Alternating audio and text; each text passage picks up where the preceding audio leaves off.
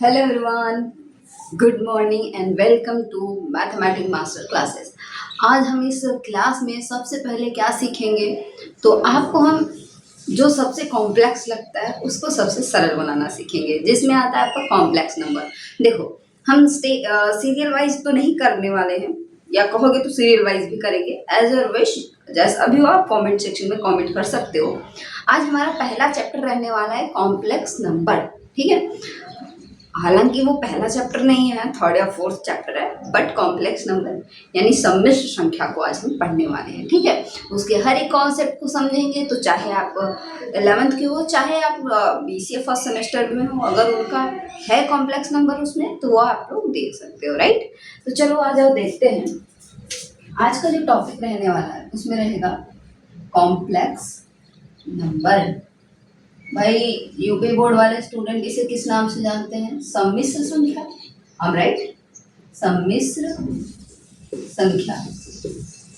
अच्छा जी, क्या होता है? अगर मैं इसका इंट्रो लूँ, क्या जी, इसका अगर मैं इंट्रो लूँ तो इसे हम कैसे डिनोट करते हैं? इसे हम Z से डिनोट करते हैं, या इसे इसे कह सकते हो, it is represented by, it is denoted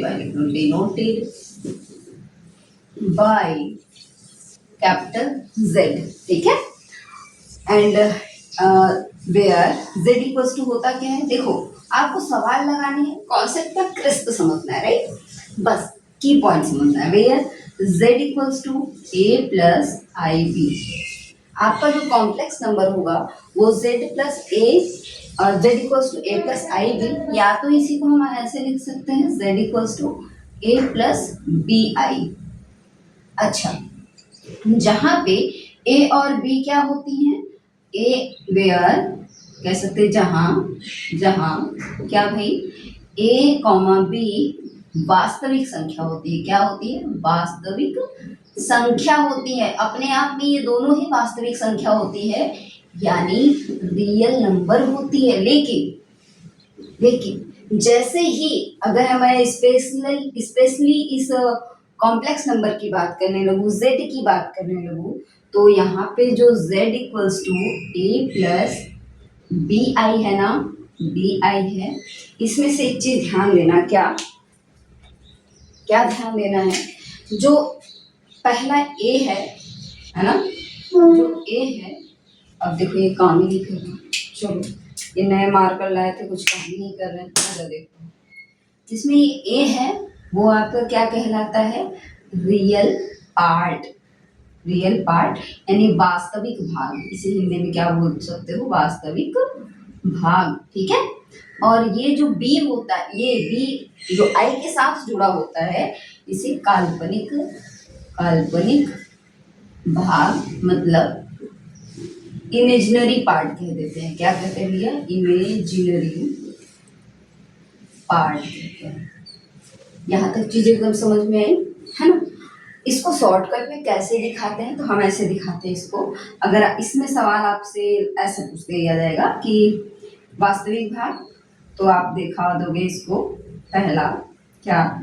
REZ यानी real real number of complex number, या real part of complex number equals to क्या होगा? A होगा। ठीक है, और उसी तरह दूसरा अगर मैं कहूँ रियल पार्ट ऑफ क्या, इमेजिनरी नंबर, तो IMZ ऐसे, RE फिर sorry IMZ, imaginary part of क्या? Complex number. Imaginary IM, imaginary part of Z मतलब कॉम्प्लेक्स नंबर। ये क्या होगा? तो ये बस लिखोगे B, ध्यान रखना। ठीक है, तो क्या किसी भी नंबर को हम कॉम्प्लेक्स नंबर में लिख सकते हैं? तो बिल्कुल लिख सकते हैं। वो किस फॉर्म में होना चाहिए? बस इस फॉर्म में दिखना चाहिए। तो यहां तक आप पहले क्या करो, अपनी कॉपी में नोट कर लो। ठीक है, हम 1 मिनट का वेट कर रहे हैं, आप जल्दी नोट करो।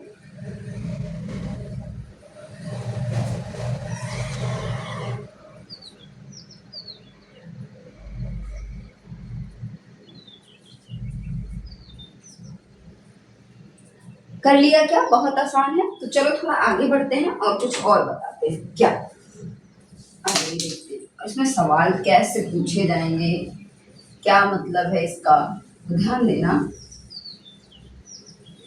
इसमें सवाल आपके कुछ इस तरीके से आएंगे।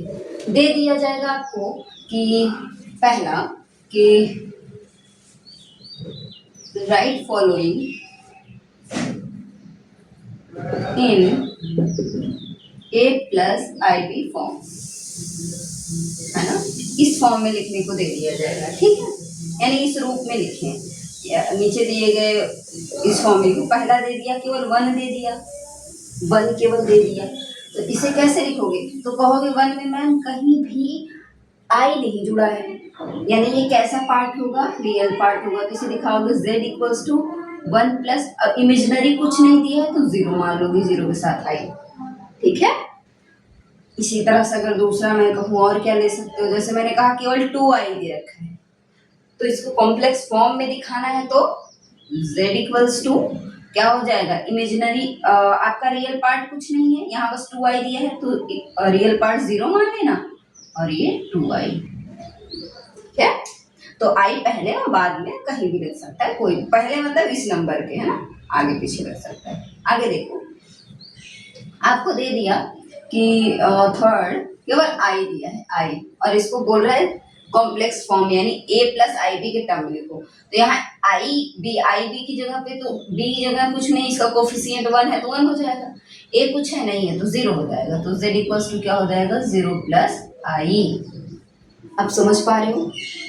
इसी तरह से एक चीज और ध्यान देना, हम इसी में आपको सिखाएंगे क्या? मॉडुलस, जिसे हम कहते हैं मापांक, इसे हटा दो। ये समझ में आ गया ना? किसी नंबर को अगर कहेगा कॉम्प्लेक्स फॉर्म में लिखो, तो जो नंबर दिया रहेगा उसे पहचान लो कि रियल पार्ट है कि इमेजिनरी पार्ट। रियल पार्ट दिया रहेगा तो इमेजिनरी जीरो, इमेजिनरी पार्ट दिया रहेगा तो रियल नंबर जीरो। कभी कभी आपको ऐसा भी दे सकता है कि टू माइनस थ्री आई, तो इसको कैसे ए प्लस आई बी के टर्म में लिखोगे? तो इसे ऐसे लिखोगे z equals to two plus bracket में माइनस थ्री आई, ऐसे लिख सकते हो। समझ में?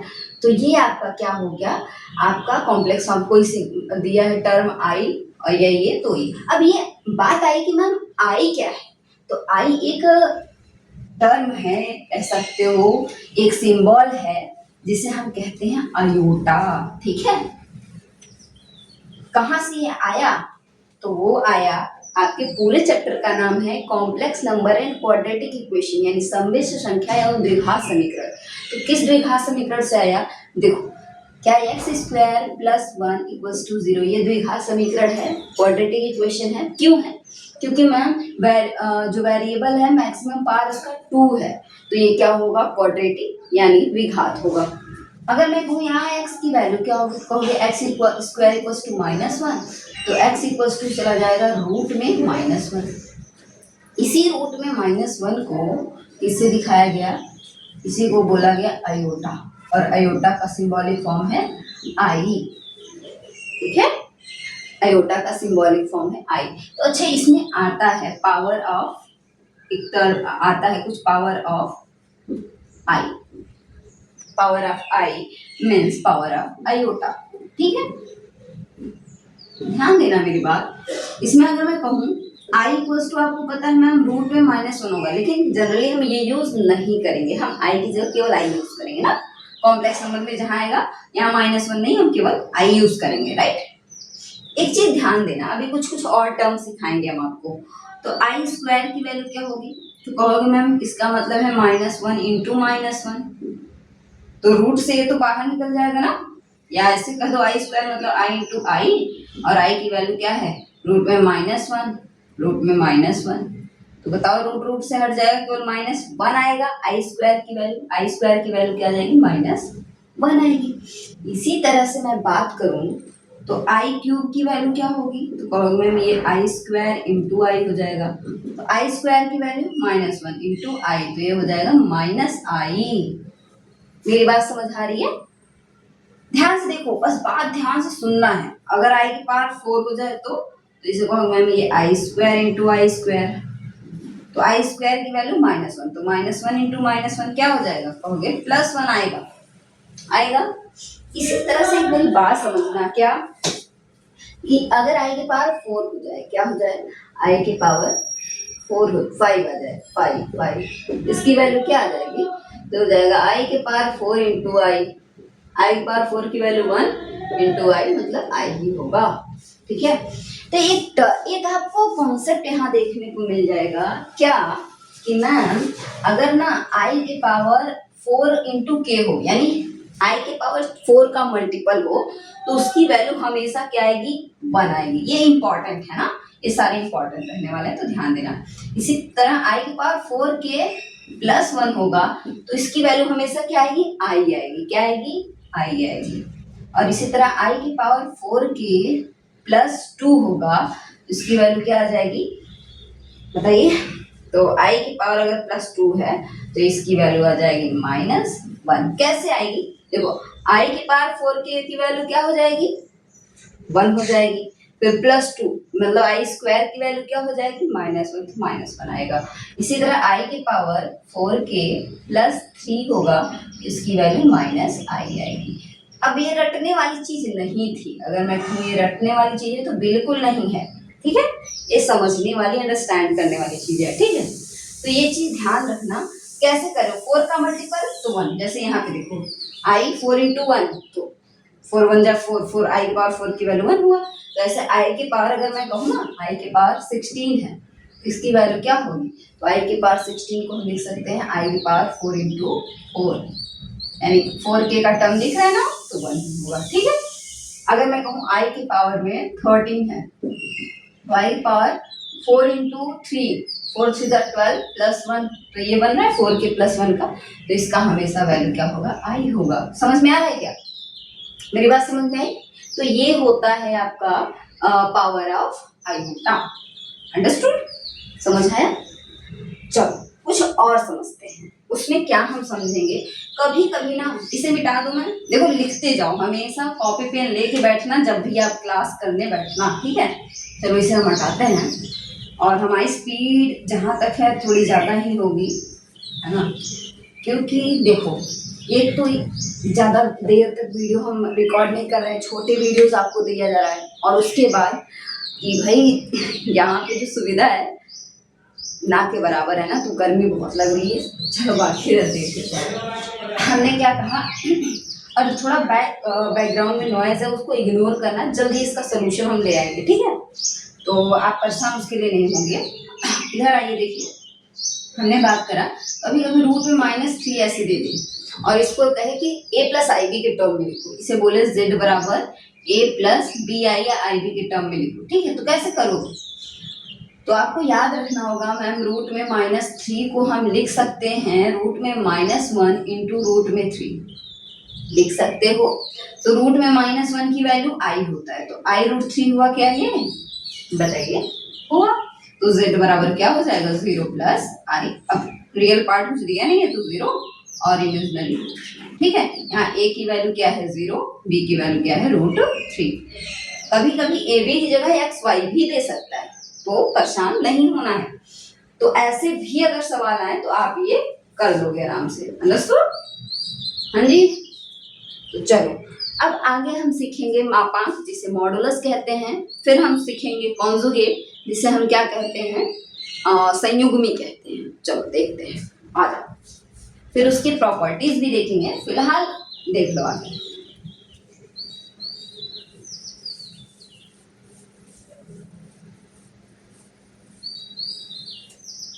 सवाल आपसे सॉल्व कराएंगे, पहले आप कॉन्सेप्ट सीख लीजिएगा। ठीक है, आपसे पूछेगा मॉडुलस क्या होता है, क्या भी मॉडुलस यानी मापांक।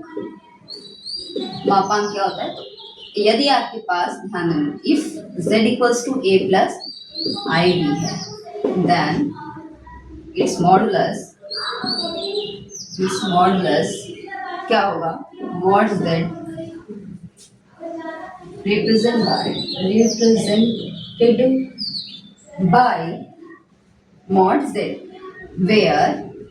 where mod z equals to क्या हो जाएगा रूट में a का स्क्वायर प्लस b का स्क्वायर, यही होगा आपका मॉडुलस, है ना।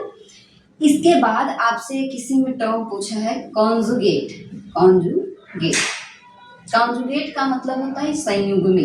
क्या होता है संयुग्मी। तो कॉन्जुगेट क्या होगा कि देखो अगर हमारे पास z बराबर a प्लस आई भी है, तो इसे डिनोट कैसे करते हैं, तो ध्यान देना, इसे डिनोटेड बाय हम z बार से डिनोट करते हैं, ठीक है। तो इसका संयोगी क्या होगा, z bar equals to a minus I B, ठीक है, सिर्फ साइन चेंज हो जाता है, ठीक। तो ये रही चीजें, और हमेशा z इंटू जेड बार जो होता है वो किसके बराबर आएगा बताएंगे आप, तो मॉड z के स्क्वायर के बराबर आता है। तो ये चीज हम आपको सिखाएंगे जब हम आप कॉन्सेप्ट सीखेंगे। अभी आज का जो क्लास था बहुत बेसिक था, तो हमें बताना आपको कैसी लगी ये कॉन्सेप्ट की वीडियो, एंड तरीका कैसा लगा हमारा पढ़ाने का। अगर आपको और सरल तरीके से चाहिए तो वो भी बताइएगा, हम और बेहतरीन तरीके से समझाएंगे। आज के लिए इतना ही, फिर मिलते हैं हम नेक्स्ट क्लास में। Bye bye, see you.